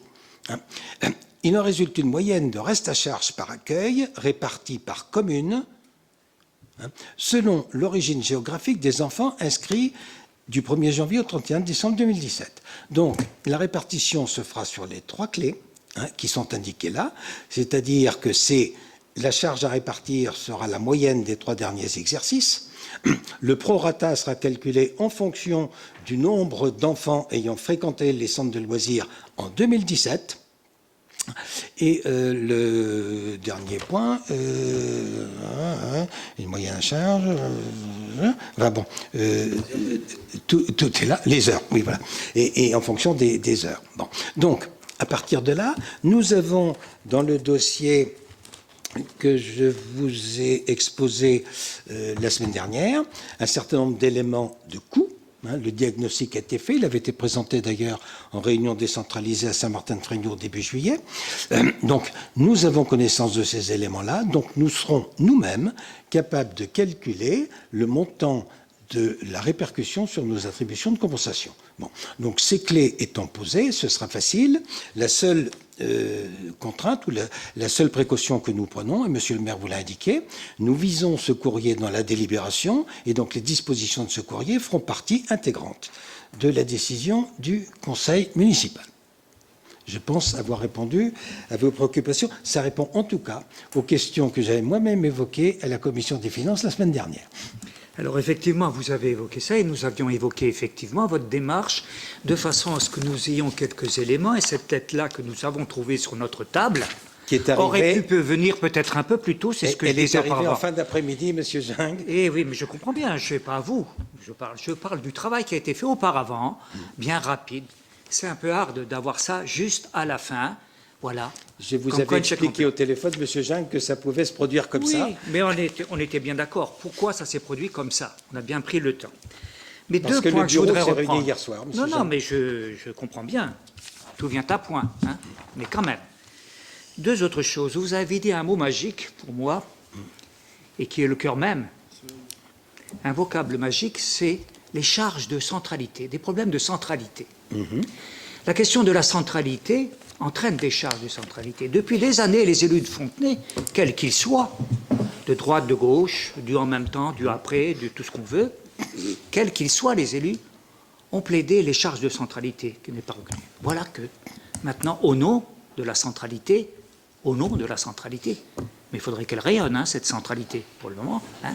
Au nom de la centralité, c'est ça le problème, on fait en sorte que, eh bien, on mutualise. Oui, on est d'accord. pour mutualiser les moyens pour certains. Nous sommes toujours d'accord par rapport à ça. Mais comment s'y prend-on? Parce que ces charges de centralité, pardon, je me permets de vous dire, que vous semblez découvrir. Ah non, pas du tout. Je ferme ma parenthèse. Voilà, Mais c'est ces charges de bien ça. centralité, elles ont eu un coût. C'est ce que je disais tout à l'heure, elles ont été payées par tout le monde, avec tout ce que cela veut dire, et dans tous les domaines. Et que ceux qui ne font rien ou qui n'ont pas fait, les communes qui n'ont pas fait, vont en profiter maintenant. C'est l'égalité d'accès sans doute qui permet cela. Pardonnez-moi cet humour. Et la deuxième chose dont je voudrais vous entretenir, c'est suite à ce que vous avez dit. J'ai une note ici en date du 5 octobre de la communauté de communes qui était dans le dossier du Conseil, je ne trouve rien d'extraordinaire. Il est dit, entre autres, et c'est là, je reprends ce que vous venez de dire, et ce qui est écrit là-dedans, l'affectation des enfants vers un accueil de loisirs, selon son lieu de résidence, annihilerait la possibilité pour les familles de se déplacer selon leur trajet domicile-travail, d'utiliser les accueils de loisirs pour leur première mission, le loisir, entraînerait un coût de transport considérable et dégraderait le besoin de repos de l'enfant pendant les temps de vacances par un ramassage aux aurores, étant donné la superficie du territoire. Autrement dit, ce qui est écrit ici, ce que vous nous avez dit, là aussi, c'est pas très cohérent. Je vous renvoie le mot. C'est-à-dire que vous dites qu'il y aurait une préférence. D'autant que le règlement intérieur, et encore une fois, je l'ai dit, pourquoi n'avons-nous pas de règlement intérieur? On devrait avoir le dossier complètement ficelé avant de voter cette mutualisation. Alors, différé d'un jour, demain, on pourra peut-être se mettre d'accord davantage. Oui, mais... Je ne m'adresse pas à vous. À travers vous, ça fait rien, je peux vous répondre quand même. Vous savez très bien, monsieur, que nous avons 3 mois pour délibérer après l'envoi de la communauté de communes, et les 3 mois vont expirer avant la fin de la semaine. Bon. Ce qui veut dire que soit nous votons contre ce soir et la procédure sera abandonnée en définitive. Si, mais cette procédure-là sera abandonnée. Elle peut être reprise. Oui, mais il faudra en reprendre une autre. C'est-à-dire recommencer une délibération du Conseil communautaire, refaire partir un délai de 3 mois. Bon, et donc, mais je vous ai déjà dit la semaine dernière que ça n'était pas le souhait de la municipalité aujourd'hui. Nous souhaitons, nous, au contraire, que cette compétence soit transférée à la communauté de communes, mais nous souhaitons que les choses soient claires. Je ne pense pas vous avoir dit autre chose la semaine dernière. Nous avons ici des réponses. Vous faites état d'un rapport, qui est un rapport interne, qui a été rédigé par une des fonctionnaires de la communauté de communes, et vous avez là un courrier qui est signé par le président de la communauté de communes, après avoir consulté le bureau. Je pense qu'il n'y a pas photo. Ce qui fait foi, c'est la lettre du président de la communauté de communes sur l'avis du bureau. Donc, c'est ça que nous allons prendre comme référence. Je pense que là, en tout cas pour ce qui me concerne, les éléments qui nous sont nécessaires pour dire aujourd'hui les Fontenaisiens, les familles fontenaisiennes resteront prioritaires, c'était notre première question. Deuxièmement, la grille tarifaire sera au plus près de ce qui existe aujourd'hui. Troisièmement, notre coût traduit dans les attributions de compensation seront calculés par rapport à des éléments qu'on connaît.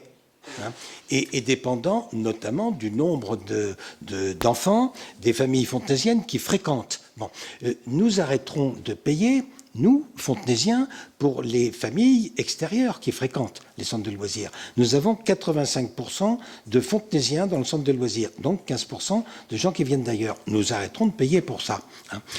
Et puis, pour répondre à ce que vous disiez, les charges de centralité, on dit ça depuis le début du mandat. Mais je vous rappelle que sous le mandat précédent, ces charges de centralité existaient déjà. Mais c'est seulement maintenant qu'on s'occupe de le traiter. Seulement maintenant. Ça veut dire qu'au mandat précédent, rien n'a été fait sur le sujet. Mais non, rien n'a été fait puisqu'on le fait maintenant. Écoutez, c'est d'une logique implacable. Bon, et vous savez que l'école de musique, la communauté a pris l'engagement de faire le transfert de compétences avant la fin du mandat, c'est-à-dire avant le début de la prochaine année scolaire, pour le mois de septembre, l'année prochaine. Bon, donc les choses se font. L'étude est en cours pour l'école de musique.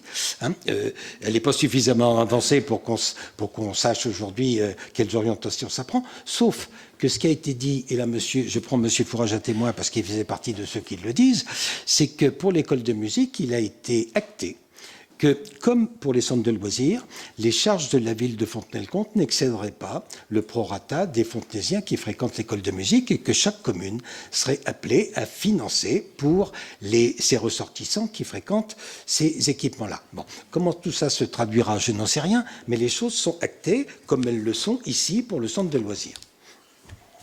Alors, acte pour acte, et je terminerai. Vous avez dit, ça c'était effectivement un fonctionnaire qui l'avait fait dans une note très officielle, mais j'ai des comptes rendus ici, il y en a plusieurs qui étaient dans le dossier du Conseil, signés de la première vice-présidente, mais signés de sa plume, qui reprend ça. C'est tout, c'est tout. Non, c'est tout. C'est là, fonctionnaire, là c'est un président, un vice-président, première vice-présidente, qui reprend. C'est tout. Monsieur Fourage. Oui, je voudrais d'abord revenir sur 2-3 points. Le premier, c'est de dire à M. Biret, qui a laissé sous-entendre tout à l'heure que nous étions contre la dimension intercommunale des accueils de loisirs, de dire très clairement, si, vous l'avez dit par rapport aux propos de M. Gingres, donc de dire très clairement, si, vous l'avez dit. Alors, si, on remontera la bande si vous voulez.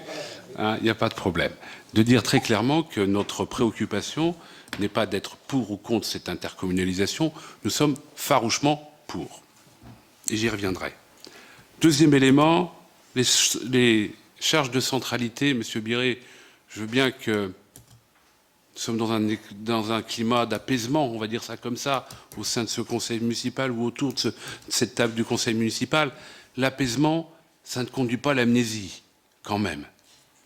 Et en matière d'amnésie, là-dessus, quand même, je ne voudrais pas non plus vous rappeler vos fonctions antérieures, quand même, ni rappeler ce qui a été fait par la communauté de communes, y compris sur les charges de centralité, y compris sur un certain nombre de dossiers qu'on a pu porter pour faire en sorte que les charges de centralité soient reconnues.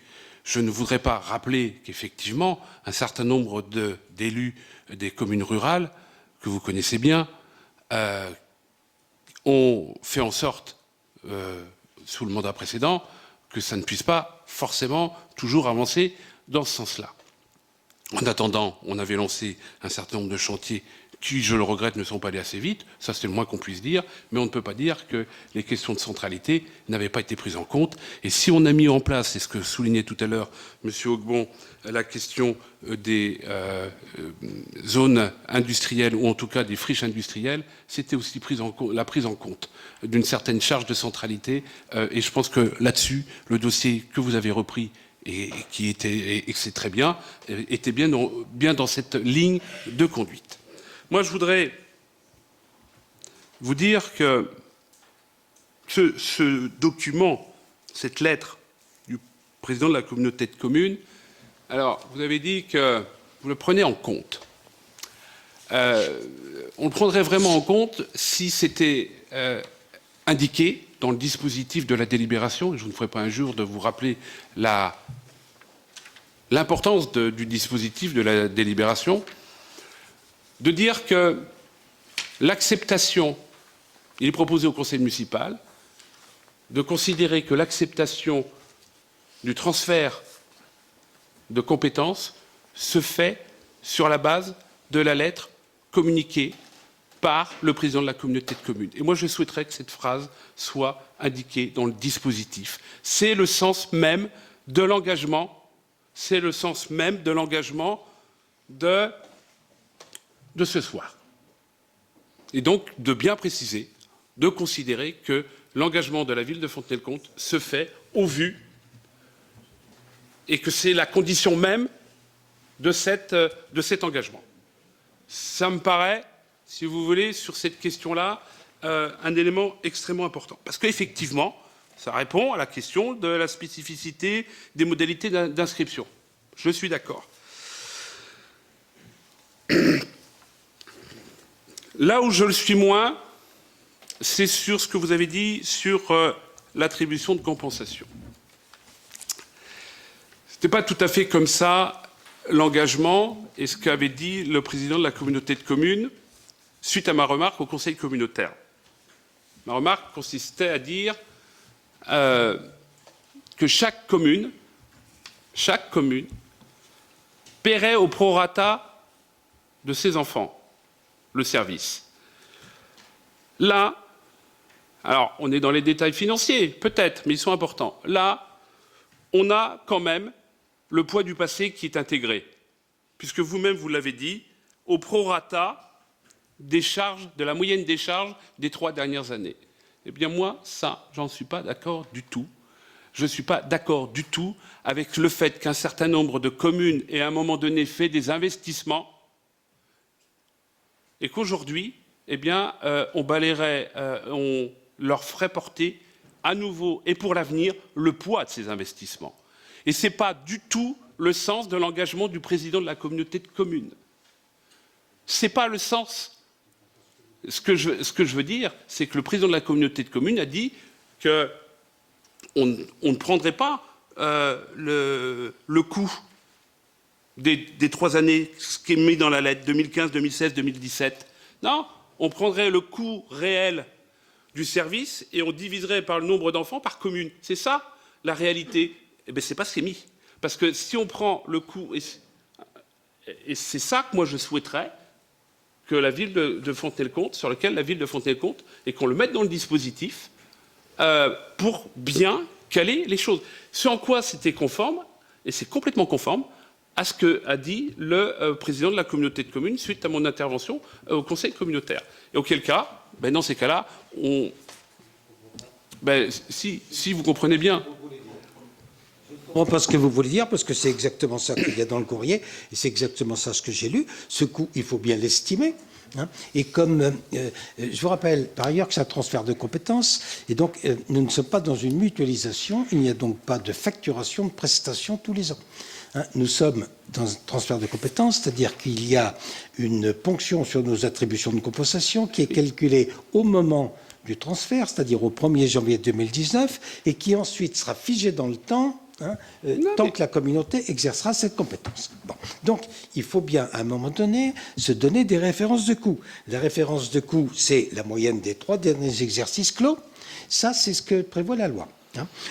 Ensuite, on nous dit bien que c'est réparti par commune suivant l'origine géographique des enfants, c'est-à-dire que toutes les communes vont payer en fonction du nombre d'enfants qui fréquentent les différents centres de loisirs.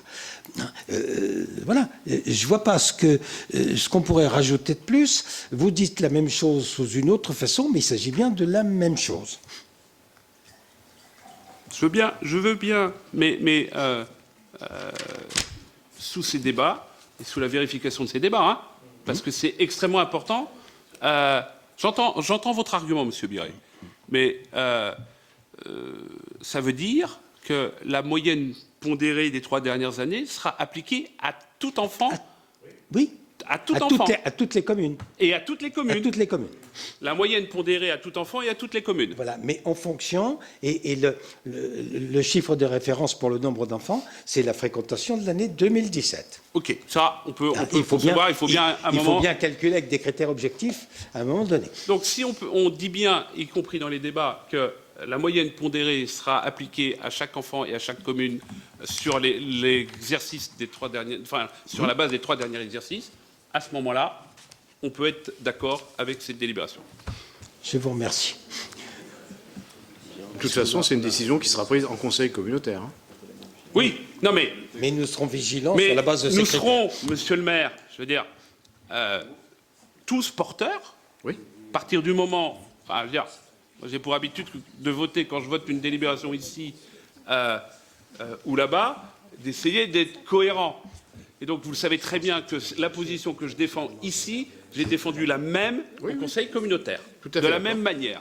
Dans, j'allais dire, l'intérêt de la ville, parce que c'est important, mais aussi dans l'équité du territoire, parce que c'est aussi une deuxième dimension. Et à partir de là, ok, très bien. En rajoutant effectivement, considérant que la lettre, machin, et ainsi de suite, dans le dispositif. Donc, nous allons passer au vote. J'ai bien entendu. Alors, qui est contre? Je répète. Une chose, vous avez réparti par commune et à chaque commune? Mais C'est une réparti. précision. Là, c'est marqué par commune et à chaque commune. Oui, à chaque commune, oui. Oui, mais pourquoi pas Et chaque commune paiera, exception faite de l'Ermenau et de Mouzeuil, Voilà. puisque cette... Mais attendez, ça c'est la loi. Cette compétence existait au pays de l'Ermenau, cette compétence était financée par la communauté de communes, c'est-à-dire qu'elle était fiscalisée. C'est-à-dire que les habitants de cette communauté, de cette ancienne communauté, payaient par l'intermédiaire de leur fiscalité le fonctionnement de ces 2 centres de loisirs. On ne va pas faire payer une deuxième fois le service, puisqu'il... Par contre, mais parce que c'est... Enfin, je veux dire, on peut tout écrire, sauf si, comme c'est le cas, les communes de cette communauté envoient des enfants dans les centres de loisirs de notre ancienne communauté, auquel cas, ces communes seront appelées à payer pour les familles qui envoient des enfants dans des centres de loisirs qui n'étaient pas de leur communauté. Je pense que c'est d'une logique... Hein.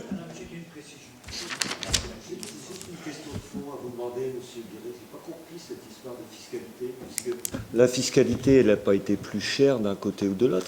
Il n'y a pas un complément qui a été versé. Non, allez.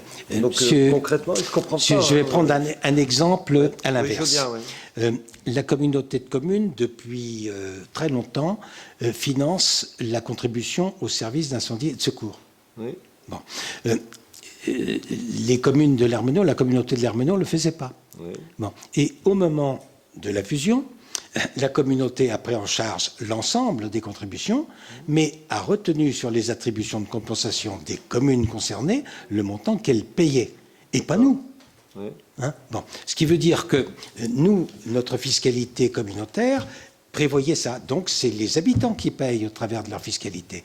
Tout comme les habitants de l'Ermenau, au travers de leur fiscalité, payaient déjà le fonctionnement de ces centres de loisirs. Ouais, pas convaincu, mais j'étudierai. Oui, mais regardez, non, réfléchissez-y, on peut faut que reprendre je cette me discussion. pose pour bien comprendre. Ouais, pas de problème. C'était une petite précision. Qui est contre? Qui s'abstient? Rapport adopté, merci. Nous passons au rapport suivant, et c'est M. Ludovic Aubon qui en fait la lecture. Alors, je ne vais pas vous lire la délibération parce que je vais vous faire un petit raccourci. On reprend cette délibération du dernier conseil parce qu'on avait des petits points de fragilité suite à un comité technique de l'ANA, en fait, qui nous a souligné 2 points. Donc, pour éviter de fragiliser la délibération, donc, je lis la note là qu'on m'a fait. Donc, dans le cadre de la restructuration de l'îlot de l'ancien hôpital de Fontenay, le maire donc sollicitera prochainement l'ANA lors de la commission nationale pour la lutte contre l'habitat indigne qui se réunit 3 fois par an, pour le financement de cette opération via le dispositif RHI, résorption de l'habitat insalubre, soit environ 70% du montant TTC de l'opération que je vous avais présenté. Donc ce financement exceptionnel de l'ANA, accordé après passage de cette commission, fait l'objet d'un accompagnement renforcé de la part de l'ANA locale, qui instruit préalablement le dossier des collectivités demandeuses. Donc lors du comité technique de préparation du 9 octobre, l'ANA a soulevé 2 incohérences dans le dossier de Fontenay. Donc le conseil municipal ne s'est pas expressément prononcé sur son engagement à reloger les occupants, donc c'est ce qu'on va vous proposer. Et le bilan de sortie de l'opération ne semble pas satisfaisant en termes de mixité sociale pour garantir ce qu'on appelle le droit au retour éventuel des actuels occupants. Donc la proposition, c'est de faire 2 PLAI et 6+, contre les 8+ actuels. Voilà, donc omettre la mention concernant l'engagement à reloger expose potentiellement à l'absence des financements sur les dépenses prévisionnelles de relogement à hauteur de 86 400 € TTC, donc c'est quand même important. Et modifier la programmation de logements locatifs sociaux impacte le bilan financier TTC sur lequel le précédent conseil municipal s'était prononcé. Donc on vous propose, cela implique donc de délibérer de nouveau sur ce point. Donc il est proposé au conseil donc d'approuver le principe de la réhabilitation de l'îlot de l'ancien hôpital sur la base du dossier présenté, de valider le dossier de demande d'éligibilité de calibrage au dispositif RHI, comme la dernière fois, de valider le montant prévisionnel des études s'élevant à 52 000 € hors taxe, soit 62 400 € TTC. Donc ça, c'était toujours dans le dossier. Donc ce qu'on rajouterait, c'est de valider le montant prévisionnel du relogement des ménages occupants s'élevant à 72 000 € hors taxe, soit 86 400 € TTC.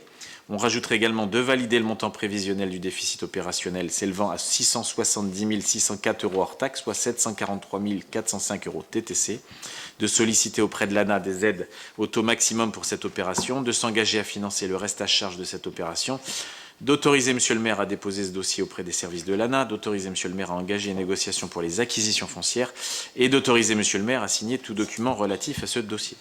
Voilà. Merci. Y a-t-il des observations sur ce rapport? Non, nous allons passer... Oui, je ne comprends pas, parce qu'en fait, le relogement des personnes, c'était déjà prévu dans le dossier. Le chiffrage n'avait pas été mentionné clairement, donc il est rementionné, c'est pour ça. C'était ça le point de fragilité. Ah oui. Voilà.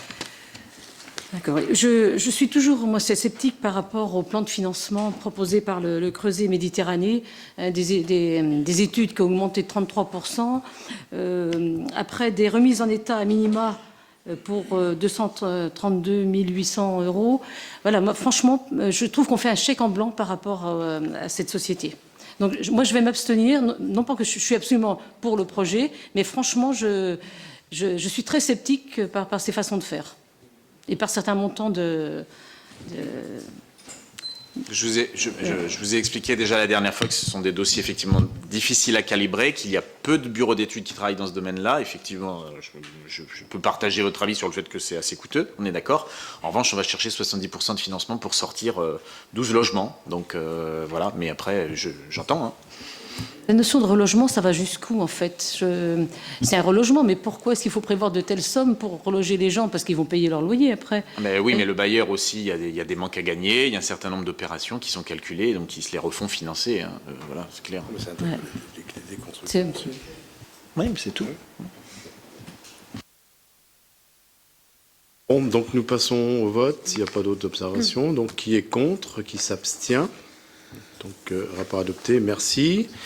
Donc je voulais rappeler qu'il y avait un prochain conseil municipal le 27 novembre, qui sera assez long, donc on fera certainement une pause casse-croûte à mi-temps.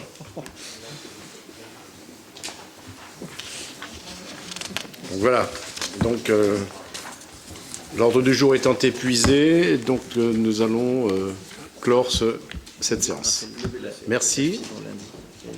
Ah oui, il y a une réunion importante lundi soir concernant l'arrivée de la fibre dans la ville de Fontenay-le-Comte.